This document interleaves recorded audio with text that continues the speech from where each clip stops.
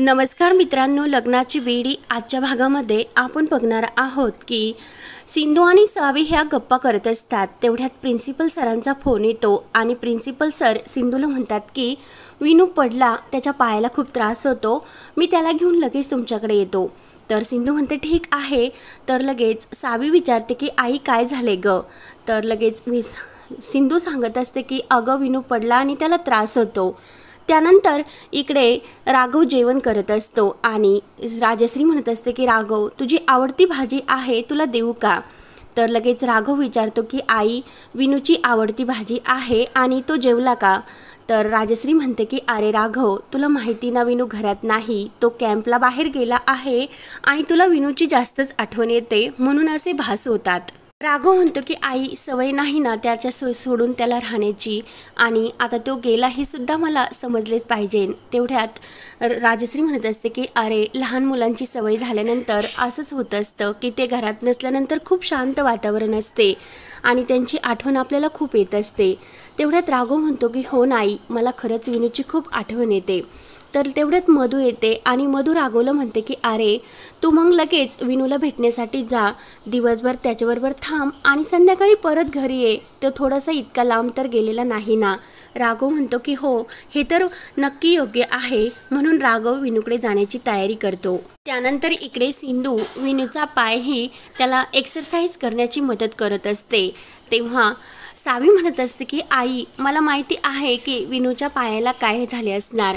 तर सिंधू म्हणते की काय बाळा? सावी म्हणत असते की आई विनूला पार्टिसिपेटमध्ये रेस हे भाग घ्यायचा आणि त्याने नक्की ब्रेसेसशिवाय चालण्यासाठी हा प्रयत्न केला असणार आणि तो पडला असणार। तर लगेच विनू म्हणतो की अगं सावी हो असेच आहे आणि तुला कसे समजले ग? सावी म्हणते की विनू दादा मी तुझी फ्रेंड तर आहे त्यामुळे मला सर्व समजते। तर विनू म्हणतो की खरंच किती स्मार्ट आहे ग तू सावी। तर तेवढ्यात सिंधू म्हणते की सावी तुला माहिती आहे का, विनू सुद्धा खूप असा ब्रेव मुलगा आहे, म्हणून सिंधू ही विनूला इंजेक्शन देत असते। कारण सिंधूला वाटतं की विनू घाबरेन, पण विनू काही घाबरत नसतो आणि सिंधू त्याला काही गोष्ट समजावत असते की माझ्या हॉस्पिटलमध्ये सुद्धा एक मुलगा होता आणि त्याला असाच त्रास होता, पण प्रयत्न केल्यानंतर माणूस यशस्वी होत असतो हे ती पटवून देत असते आणि लगेच त्याला इंजेक्शन देऊन टाकते। तर सावी म्हणते की अगाई झाले सुद्धा आणि तू कळून सुद्धा दिले नाही की विनूला तू इंजेक्शन दिले म्हणून, आणि विनू घाबरला सुद्धा नाही। तर लगेच विनू म्हणत असतो की अगं मला इंजेक्शनची भीती नाही वाटत, मला फक्त गनची भीती वाटते, कारण मोठे झाल्यानंतर मला सुद्धा सिंधू आंटीसारखे हे डॉक्टर्स व्हायचे। सावी म्हणते की अरे तुला गनची का भीती वाटते? मला तर गन खूप आवडतात आणि मारामारी करायला सुद्धा खूप आवडते, कारण मला मोठे झाल्यानंतर पोलीस ऑफिसर व्हायचे। तर प्रिन्सिपल सर खूप खुश होतात। तर सिंधू विचारते की काय ग सावी तुला इंजेक्शनची काय इतकी भीती वाटते? सावी म्हणते की मला इंजेक्शनचं काहीच घेणं नाही, मला फक्त गनचं घेणं आहे, कारण मला पोलीस ऑफिसर व्हायचे। तर प्रिन्सिपल सर म्हणतात की सिंधू मॅडम तुमची मुलगी अगदी तुमच्यासारखी खूप हुशार आहे आणि बोलण्यात ती कुठेच कधीच कोणाला पुढे जाऊन देणार नाही। त्यानंतर सिंधू म्हणत असते की आजचे दिवस विनूला माझ्याकडे ठेवून घेते, कारण योग्य असे उपचार त्याच्यावर मला करता येतील। प्रिन्सिपल म्हणतात की ठीक आहे, मी लगेच त्यांच्या वडिलांना कळवतो, आणि प्रिन्सिपल सर हे निघून जातात। तर विनू आणि सावी यांना खूप आनंद होतो। त्यानंतर सावी विनूला विचारते की तुला त्या शाळेतली मुलांनी त्रास तर परत दिला नाही ना? विनू म्हणतो की नाही, ते तुला खूप घाबरले, परत त्यांनी मला त्राससुद्धा दिला नाही। सिंधू विचारते की काय, कोण त्रास देते? तर लगेच विनू म्हणत असतो की तो अक्षा कायम मला त्रास देत असतो आणि मला पाडण्याचा सुद्धा तो प्रयत्न करत असतो। तर सिंधू म्हणते की बाळा, सिंधू म्हणते की तू गुड बॉय आहे, त्यांना अजिबात घाबरायचे नाही आणि तू नक्की रेस जिंकीन। तेवढ्यात राघवला वाटत असते की विनूला कॉल करून सांगावे की मी तिकडे येत आहे, म्हणून राघव विनूच्या मोबाईलवर व्हिडिओ कॉल करतो। तर राघवचा फोन बघून विनू खूप घाबरतो आणि तो लवकर फोन उचलत नसतो। तेवढ्यात मधू तिथे येते आणि मधू राघवला म्हणते की अरे काय करतोस तू, म्हणून लगेच ती व्हिडिओ कॉल कट करते। विनू म्हणतो की बाबांनी व्हिडिओ कॉल का कट केला असेल? तर मधू म्हणत असते की अरे राघव तू तिकडे जाणार, मग विनूला सरप्राईज कसे भेटणार? तर राघव म्हणतो की हो ठीक आहे, आणि मधू जायला निघते। तर राघव म्हणतो की मधू एक मिनिट, मला तुला थँक्यू म्हणायचे, कारण तू आपलं घर, आपल्या घरातील माणसांना, आपला बिझनेस किती छान प्रकारे हँडल करते. खरंच तुझी खूप मदत होती. मधू म्हणत असते की अरे काही नाही, थँक्यू म्हणायची काही गरज नाही. म्हणून मधू ही गुड नाईट करून झोपण्यासाठी निघून जाते. त्यानंतर इकडे सिंधू विनूला म्हणते की अरे फोन कट कसं झाला, तू परत लाव ना. तर लगेच विनू म्हणत असतो की आओ ते खूप बिझी असतील, कारण त्यांना काम जर असेल तर ते मुद्दाम फोन कट करत असतात, कारण ते माझ्यावर इतके प्रेम करतात. माझ्याशिवाय त्यांना चैनच पडत नाही, त्यांना कायम माझ्याशी बोलूशी वाटत असते. तर सिंधू म्हणते की मग तुझी आईसुद्धा तुझ्यावर खूप प्रेम करत असेल ना. तर विनू नाराज होतो आणि मला आई नाही असे सिंधूला म्हणतो. तर सिंधूला आणि सावीला खूप वाईट वाटते. सिंधू विनूला प्रेमाने जवळ घेते आणि मी तुझी आई आहे असे ती त्याला म्हणते आणि टेन्शन घेऊ नको. तर सावी म्हणत असते की अरे विनू, तुझ्यासारखे माझी आईसुद्धा माझ्यावर खूप प्रेम करते. तर लगेच विनू म्हणत असतो की माझे बाबा एक पोलीस ऑफिसर आहे. तर सावी म्हणते की वाव, मलासुद्धा पोलीस ऑफिसर व्हायला खूप आवडते. विनू म्हणतो की आमची फॅमिली खूप मोठी आहे, मी तुम्हाला फोटो दाखवतो. म्हणून विनू आपला मोबाईल घेतो आणि त्यामधील फोटो दाखवण्यासाठी लागतो तेवढ्यात विनूचा फोन हा स्विच ऑफ होतो, कारण त्याच्या मोबाईलची बॅटरी ही लो झालेली असते. तर सिंधू म्हणते की बाळा काही हरकत नाही, नंतर दाखव. तर विनू नंतर विचारतो की काय ग सावी, तुझे बाबा कुठे असतात.